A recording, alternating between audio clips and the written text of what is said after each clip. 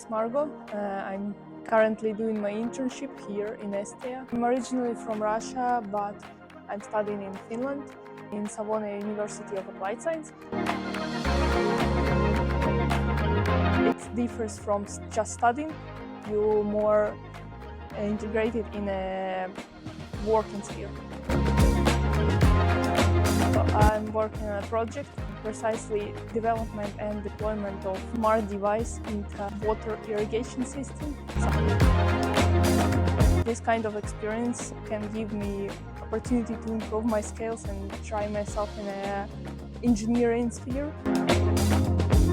I would recommend this kind of experience for other students, and this experience has been wonderful so far.